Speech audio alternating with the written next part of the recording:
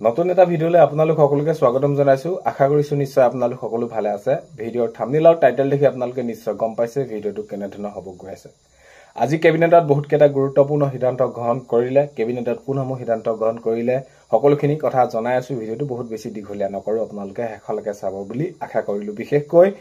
কৰ্মচাৰীসকলৰ বাবে বহুত বেছি ভাল খবৰ এনপিএছৰ পৰা ওপিএছ বা এইখিনি ইউপিএছৰ ক্ষেত্ৰত তেওঁলোকে হেখিনি কৈ আছিল অৱশেষত এইখিনি কেবিনেটত সিদ্ধান্ত গ্ৰহণ কৰা হ'ল সকলোখিনি জনাম আৰু কি কি সিদ্ধান্ত গ্ৰহণ কৰিলে হেখলৈকে চাব বুলি আশা কৰিলো হেখত ভিডিওটো চাই আপোনালোকৰ মতামত কমেন্টৰ জৰিয়তে জনাবলৈ নাপাহৰিব আৰু এইখিনিতে আপোনালোকক এটা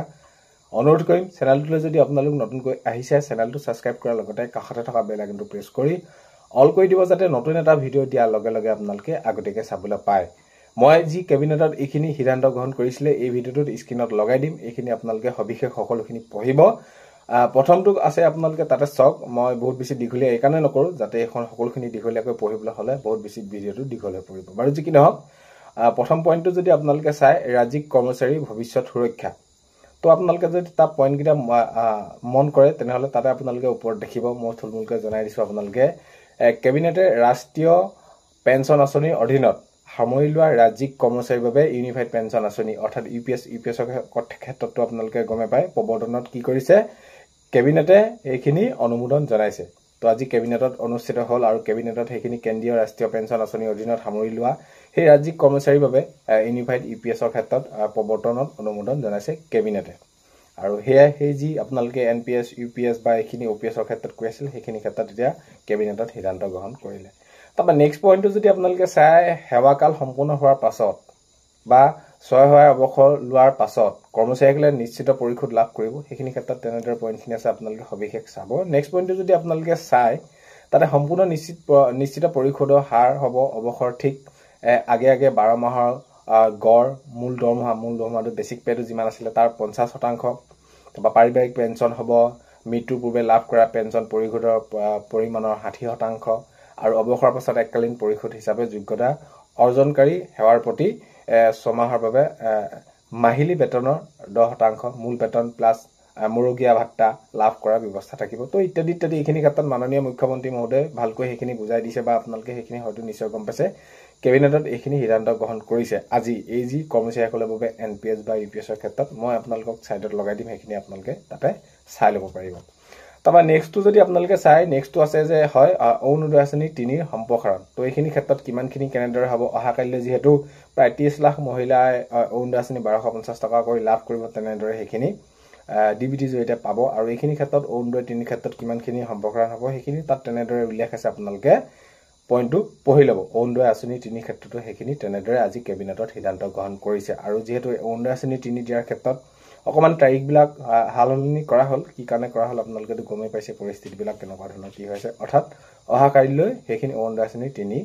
দিয়া হ'ব বহুতো মহিলা পাব অৰ্থাৎ 30 লাখ মহিলাই পাবলৈ গৈ আছে নেক্সটটো খবৰ ফালে যদি আপোনালোকে চাই অসমৰ গ্ৰামাঞ্চলত সকলো বতৰ উপযোগী যোগাযোগ নিশ্চিতকৰণ তো সেইখিনি ক্ষেত্ৰত পইণ্টবিলাক আছে আপোনালোকে চাব অসমৰ গ্ৰামাঞ্চলত সকলো বতৰ উপযোগী যোগাযোগ নিশ্চিতকৰণ কৰিব বাবে কেনেকুৱা ধৰণৰ কি ব্যৱস্থা গ্ৰহণ কৰিব কেনেকুৱা কি সকলোখিনি ইয়াতে পইণ্ট ৱাইজত আছে আপোনালোকে তাতে সকলোখিনি চাম বুলি ক'লে চাব পাৰিব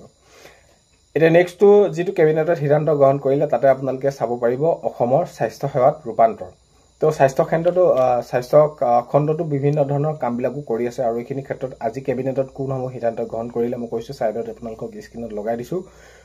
পইণ্টখিনি আপোনালোকে পঢ়ি ল'ব দীঘলীয়া নকৰো তো অসমত স্বাস্থ্য সেৱাৰ দিশতো সেইখিনি তেনেদৰে কোনসমূহ কাম কৰিব কেনেকুৱা ধৰণৰ কি হ'ব সেইখিনি ক্ষেত্ৰতো আজি কেবিনেটত সিদ্ধান্ত গ্ৰহণ কৰিছে তাৰপৰা নেক্সটটো পইণ্ট যদি চাই নেক্সটটো পইণ্ট হৈছে শিক্ষকৰ সুবিধা নিশ্চিতকৰণ এটা ধৰি লওক কোনোবা শিক্ষক কেবিনেটে এইটো কৈছে যে ধুবুৰীত হওক দক্ষিণ হালমৰা হওক মানকাছাৰ হওক বা চৰঞ্চলত নিয়োজিত যিসকল শিক্ষক আছে তেওঁলোকৰ যদি 5 বছৰ সম্পূৰ্ণ হ'ল 5 বছৰ সম্পূৰ্ণ কৰাৰ পাছত তেওঁলোকে গৃহ জিলালৈ বদলীকৰণৰ বাবে যি বদলীকৰণ তেওঁলোকে ট্ৰান্সফাৰ তো সেইখিনি ক্ষেত্ৰত অনুমোদন জনাইছে 5 বছৰ হ'ব লাগিব ধৰি লওক এতিয়া যিসকলে ধুবুৰীত আছে কোনোবা ধৰি লওক শিৱসাগৰৰ পৰা ধুবুৰীত আছে বা দক্ষিণ হালমৰাত মানকাছাৰ চৰঞ্চলত অৰ্থাৎ সেইখিনি ক্ষেত্ৰত তো তেতিয়া নিজৰ সেইখিনি যিসকলে 5 বছৰ সম্পূৰ্ণ হ'ল তেওঁলোকে কি কৰিব পাৰিব গৃহ জিলালৈ বদলীকৰণৰ বাবে সেইখিনি অনুমোদন কেবিনেটে জনাইছে তো এইখিনি ক্ষেত্ৰত আপোনালোকে আজি মই সাইডত লগাই দিছো আপোনালোকে চক তাৰপৰা নেক্সট পইণ্ট যদি আপোনালোকে চাই কেবিনেটে সমগ্ৰ শিক্ষা অভিযানৰ অধীনত পূৰ্ব 5 বছৰৰ বিপৰীতে 3 বছৰ সেৱা সম্পূৰ্ণ কৰা শিক্ষকসকলক চৰকাৰী শিক্ষক হিচাপে নিয়মীয়াকৰণৰ বাবে অনুমোদন জনাইছে তো এই পইণ্টটো আপোনালোকে চাব আৰু কেবিনেটে সমগ্ৰ শিক্ষা অভিযানৰ যিসকল অধীনত 5 বছৰ বা 3 বছৰ সেৱা সম্পূৰ্ণ কৰা শিক্ষকসকল আছে তেওঁলোকক চৰকাৰী শিক্ষক ৰূপে নিয়মীয়াকৰণৰ বাবে অনুমোদন জনাইছে যিখিনি আপোনালোকে তাতে পইণ্টটো চাব পাৰিব নেক্সট পইণ্টটো যদি আপোনালোকে চাই তামিলনাডুৰ দুৰ্ঘটনাৰ ভুক্তভোগী পৰিয়াললৈ বিত্তীয় সাহায্য দিব সেইখিনি মুখ্যমন্ত্ৰী সেইখিনি সাহায্য পুঁজিৰ পৰা 5 লাখ টকাকৈ এইখিনি ক্ষেত্ৰত আপোনালোকে স্ক্ৰীনত দেখিছে মই সেইখিনি লগাই দিছো তামিলনাডুৰ দুৰ্ঘটনাৰ ভুক্তভোগী পৰিয়াললৈ 5 লাখ টকা সাহায্য দিয়া হ'ব নেক্সট খবৰ লৈছো নেক্সট খবৰ হৈছে কেবিনেটত ঘোষণা কৰিছে শিলচৰ যান-জঁটৰ ৰোধৰ ব্যৱস্থা শিলচৰ যি যান-জঁট আছে তাৰ ৰোধ কৰাৰ ব্যৱস্থা গ্ৰহণ কৰিব বাবে যিসমূহ পদক্ষেপ লৈছে সেইখিনি স্ক্ৰীনত দেখাই দিছো আপোনালোকে চাওক